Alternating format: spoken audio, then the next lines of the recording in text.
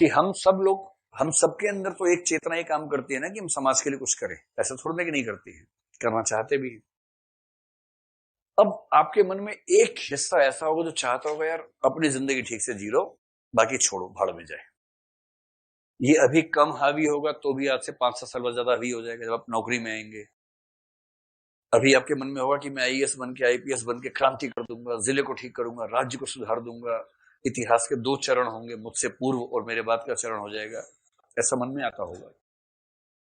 जब आप कलेक्टर बनेंगे तो आपको समझ में आएगा कि आपके कलेक्टर बनने के साथ जितनी शक्ति आपको मिली है उतने ही माई बाप सिर के ऊपर बैठे हुए हैं, और उन माई बापों की पूरी शक्ति इसमें लगेगी कि आप खास परिवर्तन ना कर सके। छोटा मोटा ऑर्नामेंटल चेंज कर लें, ठीक है, कर दिया आपने, एक छोटी स्कीम चला दी, एक ये स्कीम की, एक वो स्कीम की, अखबार में फोटो छपे, इश्तेहार छपे, खूब उद्घाटन, खूब कैंची फीता वीता हुआ, नाम हुआ, आप खुश रहो। वो इस भाव से रखते कि हाँ बेटा खेल लो, खेल लो, जाओ जाओ चिंटू, खेल लो खेलो। पर जहां आपने कुछ स्ट्रक्चरल चेंज करने का प्रयास किया जिससे उनके हितों पर चोट पहुंचेगी, वो इतने ताकतवर हैं कि आपको कहां उठा के पटक देंगे समझ में भी नहीं आएगा। और फिर आप भी कहेंगे कि मैं भी 30 साल में 46 बार ट्रांसफर हुआ हूं, मैं कहीं टिक ही नहीं पाता 4 महीने से ज्यादा। अगर किसी ब्यूरोक्रेट की जिंदगी में शान की यही एक बात हो कि मैं ट्रांसफर बार होता हूं, तो इसने किया क्या फाइनली, वो कर क्या पाया? यही ना कि मैं इतना ईमानदार हूं, जहां जाता हूं कहीं एडजस्ट नहीं होता हूं और इसे ट्रांसफर हो जाता हूं। लेकिन उसके बाद में निचोड़ क्या निकला? निचोड़ तो कुछ ही निकला। क्या इससे अच्छे वो ब्यूरोक्रेट्स नहीं है जो हल्का फुल्का मैनेज करते हुए कम से कम ठीक ठाक परिवर्तन कर लेते हैं?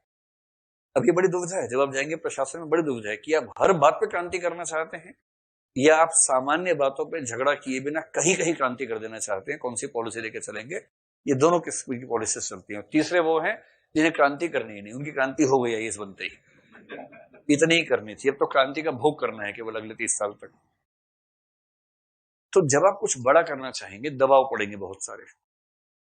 अब उस दबाव में सक्सेना को याद कर लीजिए, बस सीधा फार्मूला है इस कथन को समझने के लिए। सक्सेना, सक्सेना का मन करता है कि उसकी प्रमोशन हो। ध्यान है आपको सक्सेना ना? उसके मन में भी आता है कि उसके बराबर के लोग प्रमोट हो गए, वो प्रमोट नहीं हो पा रहे।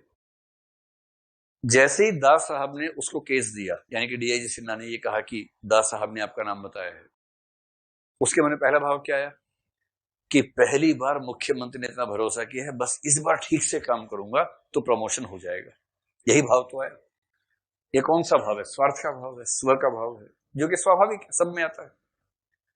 पर जब वहां गया, सिचुएशन देखी, तो गिल्ट फीलिंग होने लगी, ब्रह्म राक्षस जागने लगा उसके अंदर का।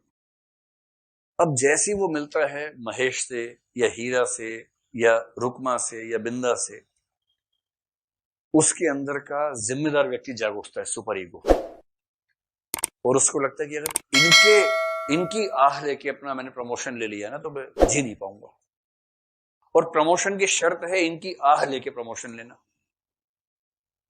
अब दुविधा है, अगर आप इनके साथ चलेंगे तो क्रांति के रास्ते पे चलेंगे, और अपनी प्रमोशन को साधेंगे तो इन मजबूर व्यक्तियों के घर में एक व्यक्ति की हत्या हुई है, उस हत्या की लीपापोती करेंगे, तब आपको प्रमोशन मिलेगी।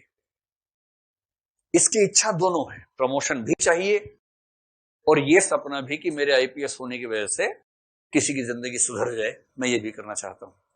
कैसे करेगा? दिमाग का दही हो जाता है, तो तय नहीं हो पाता कि नैतिक क्या है, अनैतिक क्या है। एथिक्स की क्लास में मैं शुरुआत में ये सब महसूस करवाने के लिए छोटा सा बच्चों वाला एग्जाम्पल देता हूं, जो आईएएस के इंटरव्यू में खूब पूछते हैं कि एक तरफ प्रेमिका खड़ी है, एक तरफ मम्मी खड़ी है, लड़कियां इसको रिप्लेस कर लें प्रेमी और बाप से। एक तरफ प्रेमी खड़ा है, एक तरफ बाप खड़ा है, बाप नहीं सॉरी पप्पा खड़े हैं, पप्पा, बाप से खराब लगता है, पप्पा खड़े। ठीक, वायदे आपने किए थे, पूरे होशो हवास में किए थे, उस वायदे की वजह से दूसरा व्यक्ति अपने घर में विद्रोह करके आ गया है, अब आपको विद्रोह करना है, और आपको इस समय विद्रोह करते हुए उछल पुछल हो रही है पेट के अंदर बहुत ज्यादा। किसी तरह से मम्मी को बताया और मम्मी ने तुरंत रानी दुर्गा का रूप अवतरित कर लिया है, चंडी का रूप धारण कर लिया है। एक चंडी लेके गए थे, एक वहां मिल गई, 2 हो गई। अब दोनों चंडियां तैयार खड़ी हैं एकदम। माँ ने कहा कि अगर तूने इससे ब्याह किया तो मैं खुद को आग लगा के मर जाऊंगी।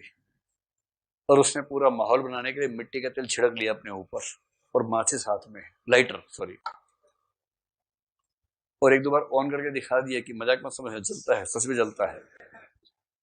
ठीक।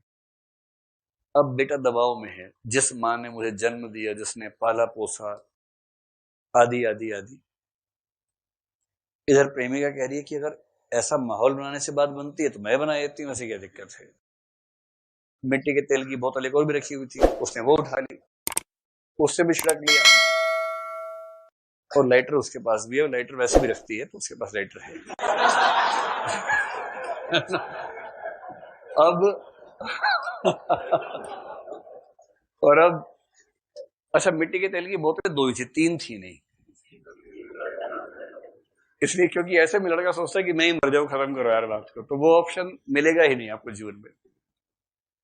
और दोनों ने टाइम लिमिट फिक्स कर दी है 1 मिनट की, कि बेटा 1 मिनट में अगर तूने हाँ नहीं बोला मुझे कि इस चुड़ैल से शादी नहीं करेगा तो मैं आग लगा लूंगी खुद को। और वो लड़की बोली कि अगर 1 मिनट में तुमने ये नहीं कहा कि इस चुड़ैल से तुम्हारा कोई संबंध नहीं है तो मैं खुद को आग लगा लूंगी। और 55 सेकंड है, दोनों के लाइटर ऑन हो गए हैं एकदम, ऐसे करके पास आ रहा है। तीसरा लाइटर है नहीं, तीसरी बोतल है नहीं मिट्टी के तेल की, दोनों को बचाने का ऑप्शन है ही नहीं। 3 ऑप्शन है, इसको बचा लो, उसको बचा लो, दोनों को ना बचाओ। आपने जवाब देने में देरी कि दोनों जल के मर गई, ये हो सकता है। वो चौथा ऑप्शन नहीं है जो आप चाह रहे हैं, वो चौथा भी नहीं, पांचवा भी नहीं, चौथा ये कि मैं समझाऊंगा बुझाऊंगा, वो सब हो गया, बुझाने का, ये समझाने का नहीं है। और बुझाने का भी थोड़ा बहुत ही बचेगा, क्योंकि जितना तेल छिड़का हुआ है ना उसके पास स्कोप ज्यादा रहेगा नहीं। और पांचवा ये कि मैं खुद मर जाऊंगा, वो ऑप्शन है ही नहीं, कुछ ऐसा सामान है ही नहीं कि आप ऐसा कुछ कर सके। आपको तो सिर्फ ये चुनना है कि ये या वो, बस। लड़कियां इसमें रिप्लेस कर लें बीएफ और पापा, गर्लफ्रेंड एंड पापा। मेरे ख्याल लड़कियों को दुविधा कम रहेगी इस मामले में, किसको आप बचाएंगे? पापा, सीधी सी बात है, पापा, कोई दुविधा ही नहीं है। मतलब 1 सेकंड से भी 1000वां हिस्सा लेते हुए उन्होंने कहा पापा, इसमें क्या सोचना है, किसको भाई? पापा, पापा, कोई दुविधा ही नहीं इन लोगों को, देखिए। आचार्य भृगु ने सिद्धांत दिया है कि इसी को बेवफाई कहते हैं। बहुत बढ़िया। और लड़के लोग भाई किसको बचाओगे? ये तो रिएक्शन में जवाब दे रहे हैं, अगर रिएक्शन ना होता तो ये इतने मम्मी मम्मी को ध्यान देने वाले लोग नहीं है, वरना ये बोलते मम्मी आप तो वैसे भी 60 साल की हो ही गई हो, एवरेज के हिसाब से 8 ही साल बचे आपके पास, ये तो बेचारी 22-23 की ही है, तो मैं कैसे इसका जीवन ले सकता हूं। तो अब ये नैतिक दुविधा है, इसमें आप रेखा गणित के रास्ते से उत्तर निकाल नहीं पाएंगे। इसमें कोई भी ऐसा समाधान नहीं है जो एब्सोल्युटली सही हो, ऑब्जेक्टिवली सही हो। आप दोनों में से जो भी फैसला करेंगे उसके पक्ष में पर्याप्त तर्क है, उसके विपक्ष में भी पर्याप्त तर्क है। इसलिए एथिक्स की दुनिया में सब्जेक्टिविटी रहेगी ही रहेगी, ऑब्जेक्टिविटी आ नहीं सकती, ये उसका सच है।